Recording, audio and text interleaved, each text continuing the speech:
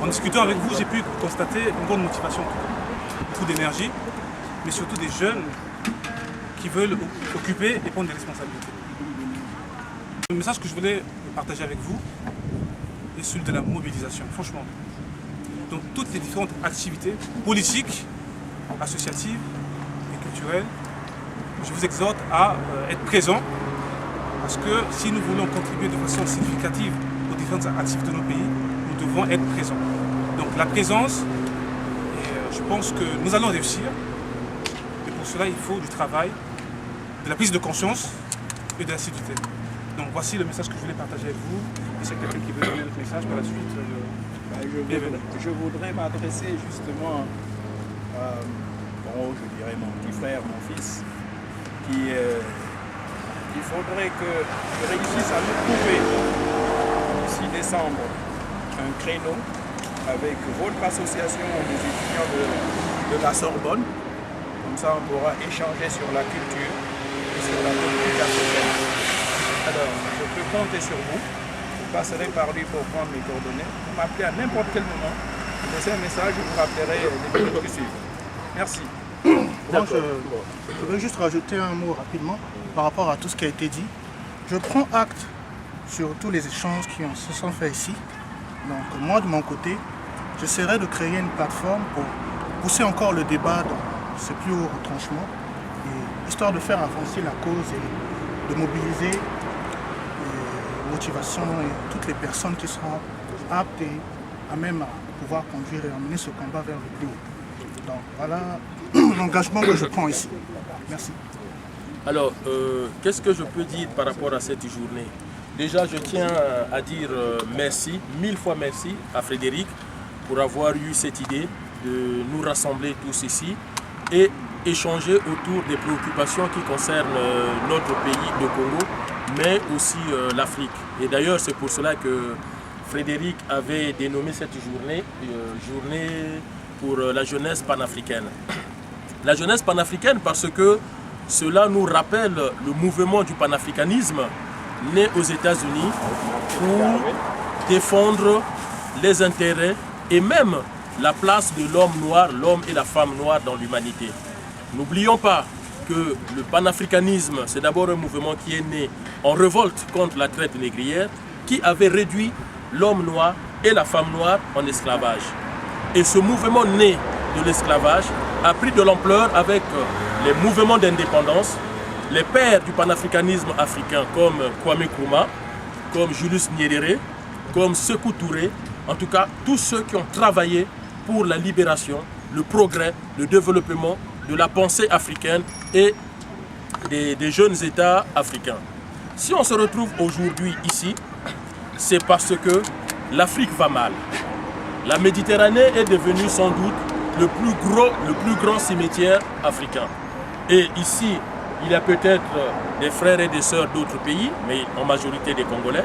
N'oubliez pas que ce que vous voyez dans les journaux télévisés, dans les bateaux qui font naufrage dans la Méditerranée, dans chaque bateau, et sincèrement, dans chaque bateau, il y a entre 5 et 20 Congolais de Brazzaville là-dedans. Donc on peut imaginer dans quelle détresse se retrouve le pays aujourd'hui. Et c'est dommage, sincèrement dommage, quand on regarde l'activité politique sur la toile, de voir que ceux qui sont, semble-t-il, en pôle position en politique et dans le monde des affaires au Congo, ce sont ceux qui sont nés à l'époque coloniale, qui ont été à l'époque coloniale, qui sont les premiers cadres du Congo et qui continuent aujourd'hui à diriger le pays et à le rendre encore plus mal. Il est important, et d'ailleurs, en parlant du panafricanisme, quand Aimé Césaire et Sédar Senghor initient cette pensée autour de la négritude, c'est des jeunes étudiants, hein, c'est des jeunes étudiants à Paris. Et c'est très important qu'aujourd'hui, la jeunesse africaine, la jeunesse congolaise se lève comme un seul homme pour dire ça suffit. Ça suffit, nous jeunesse africaine, nous sommes déterminés, nous sommes résolus aujourd'hui à dire stop à nos pères et à nos grands-pères. Ils ont fait leur temps.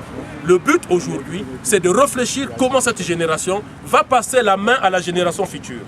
Si nous sommes rassemblés ici aujourd'hui, c'est pour jeter les bases de cette réflexion. Il y aura d'autres rencontres, il y aura d'autres activités, mais chacun de nous peut déjà s'adresser à sa conscience. Que voulons-nous pour le Congo? En tout cas, la conscience, c'est cette voix divine qui est à l'intérieur de nous et qui nous dit à chaque instant, ça ne va pas. Quand on est en train de faire quelque chose de mal, c'est cette voix qui nous dit, là, tu fais mal. Et c'est très important que la jeunesse puisse se lever, travailler avec cette génération qui nous a précédés et de dire comment, dans la paix, dans le calme, dans la tranquillité, comment passer la main. Certains de nos grands-parents et nos parents nous disent « J'aime mon pays, si je pars, il y aura la guerre ». Vous savez, je vous dis en toute sincérité, aimer quelqu'un, c'est aussi partir. Quand on est en train de faire mal, aimer, c'est parfois laisser les choses à d'autres. Les sages disaient « Il faut quitter la chose avant que la chose ne nous quitte ». Donc, sincèrement, merci à vous tous, à vous toutes, de votre présence. Et je vous incite demain à revenir, à mobiliser encore d'autres jeunes et de se dire c'est maintenant votre temps. En guise d'histoire, Marian Ngouabi arrive président de la République populaire du Congo. Il a 33 ans, il n'a aucun diplôme universitaire. Marian Ngouabi obtient ce diplôme universitaire, il est déjà président de la République où il va faire des formations à la fac des sciences à Bakongo. Denis Sassou Nguesso arrive président, il a à peu près 37 ans, aucun diplôme universitaire. Mais c'est quand même étonnant de voir des jeunes qui ont des masters, qui ont des doctorats, qui ont des agrégations, qui ont des PhD et qui continuent à soutenir ces gens-là au lieu de se dire c'est maintenant notre tour, c'est à nous maintenant. Au Congo, tout le monde a peur, semble-t-il qu'il faut être de la franc-maçonnerie pour être au pouvoir, pour être riche. Mais nous savons tous ici qu'en France, il faut d'abord être riche avant d'être dans la franc-maçonnerie. Alors, cherchez l'erreur. Mobilisez-vous, soyez déterminés et partout, répétez la même parole. Maintenant, ça suffit. Ça suffit, on ne peut pas continuer de voir notre pays dans une telle misère, dans un tel désastre. Personne n'a la science infuse, personne n'a la solution. D'ailleurs, ceux qui nous ont dirigés depuis 55 ans d'indépendance, s'ils avaient la solution, on serait loin. Si le Congo est dans cet état, c'est qu'ils n'avaient pas la solution. Donc c'est maintenant à nous, une nouvelle génération, de dire comment nous allons travailler ensemble pour que les choses changent au pays. Personne n'a la solution absolue, personne n'a la science infuse, mais tous ensemble, je suis persuadé, nous pouvons travailler et trouver les solutions. Et nous le ferons avec nos frères, avec nos sœurs qui sont au Congo. Ensemble, il y aura une dynamique à la fois sur le plan interne, mais aussi une dynamique externe qu'on saura mettre ensemble pour que les choses puissent vraiment évoluer. En tout cas, merci à toutes et à tous d'être là et je pense que nous allons faire du bon travail.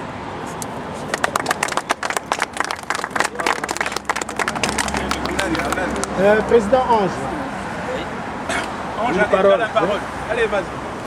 C'est-à-dire, Laisse-moi prendre un peu là. je voulais juste dire que nous sommes heureux d'avoir été conviés par la nouvelle direction de la nouvelle direction qui est la nôtre. Nous avons toujours dit que nous étions à leur disposition chaque fois qu'ils nous inviteraient à quelques manifestations que ce soit. Nous pensons l'alternance dans tous les sens. C'est-à-dire, moi-même, j'ai été à la tête d'un parti de l'UPADES, pour ne pas le citer, pendant 20 ans sur la place de Paris. Et à un moment, je me suis dit, il faut partir.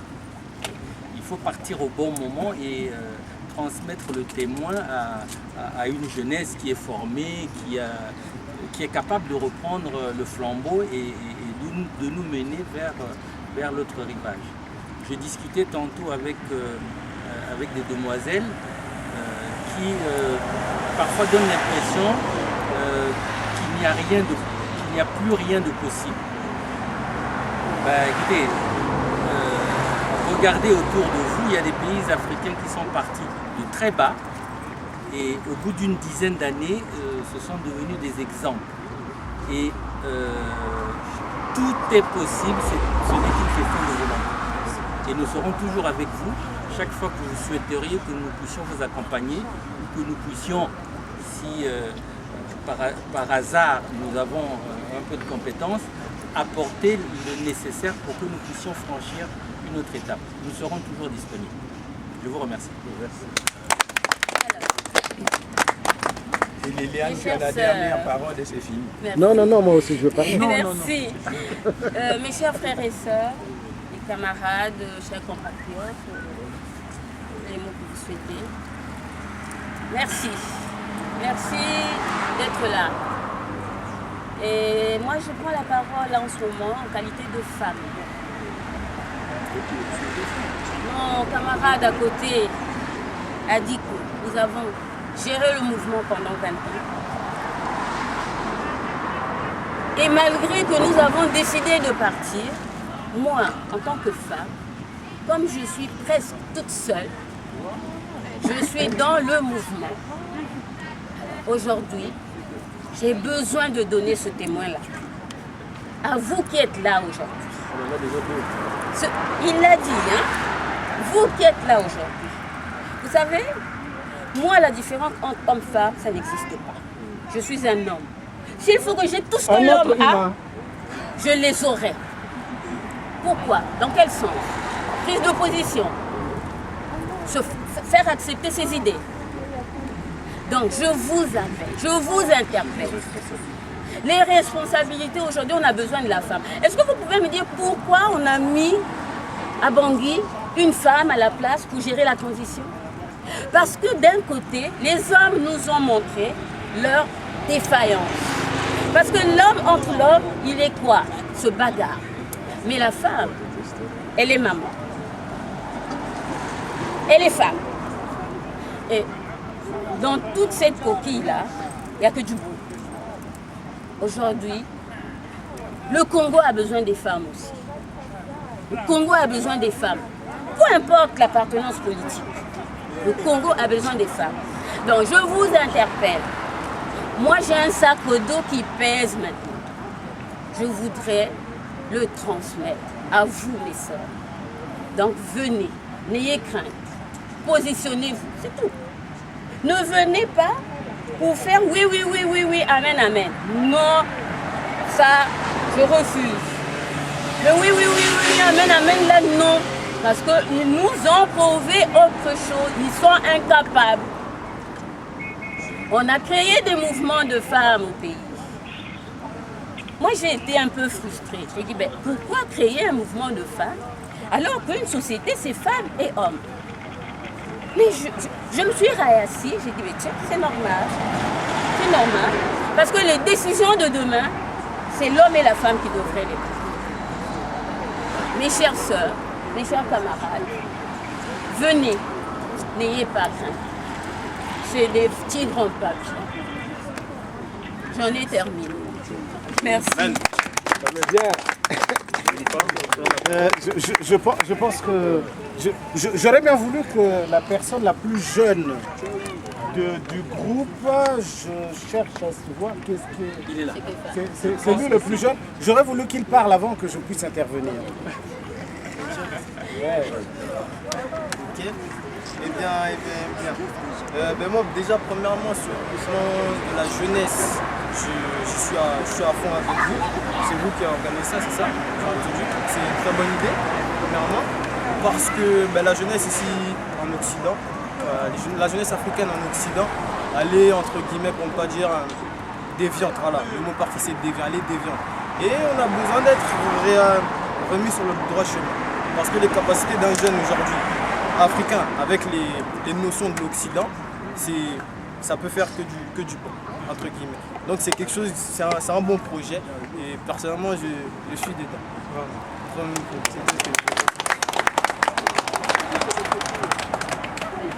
Oui. Emmanuel, tu peux te rapprocher, hein, parce qu'on ne te voit pas très bien là où tu es. Là. Les deux là-bas sont pas bien. Ah, non, ça va. Ça nous dérange. Des choses comme celle-ci, je vous assure que c'est très important pour nous. Mais cela va droit au cœur, cela fait du bien. À un certain moment, on se dit que la jeunesse congolaise, elle a baissé les bras. On se dit que la jeunesse congolaise ne s'intéresse plus à ce qui se passe au Congo. En tout cas, celle qui est ici. Eh bien, cette petite après-midi d'activité montre que c'est tout à fait le contraire. J'ai discuté avec chacun d'entre vous et je me suis rendu compte que vous avez des idées très intéressantes. et il faudrait que vous ameniez ces idées-là. Vous pouvez les amener ici, bien entendu, c'est ce que j'aurais préféré, hein, à l'UPADES. Mais le plus important, c'est que vous ameniez vos idées. Vos idées doivent participer du combat que l'on est en train de mener aujourd'hui. C'est quoi le combat? Le combat, c'est que les jeunes qui ont votre âge au Congo, eh ben, je citerai ceux de la région de Poul, ils ont eu 15 années pendant lesquelles il n'y a pas eu d'école. Je dis 15 ans, c'est peut-être même un peu plus. Pas d'école pendant 15 ans, ça veut dire quoi? Que ce sont des personnes qui sont passées de l'illettrisme à l'illettrisme pendant 15 ans. Ils n'ont rien développé dans leur manière de penser. Ils n'ont rien développé dans leur manière de voir le pays, de voir le monde. Vous avez cette chance, vous, qui êtes ici, en Europe, de pouvoir côtoyer les autres jeunes, de pouvoir parler avec eux. Venez. Demain, le pays a besoin d'être gouverné. Et il doit être gouverné par vous qui réfléchissez, par vous qui avez appris, par vous qui êtes capable de mener ce pays. On en a assez des personnes qui veulent monopoliser le pouvoir. Le président Obama l'a dit, il ne comprend pas comment on peut vouloir rester au pouvoir éternellement. Il ne le comprend pas. Moi non plus, je ne le comprends pas. Pourquoi est-ce que vous pourriez le comprendre? Vous devez être ceux qui doivent pousser pour dire non. Non, nous ne voulons plus de ça. L'alternance est un des outils les plus importants de la démocratie. Et il faut que ça change. Je vous félicite tous pour ce que vous avez fait. Et bien entendu, nous vous donnons rendez-vous pour le deuxième Afro Barbecue qui aura lieu très bientôt. Vous serez informés par les mêmes canaux. Merci.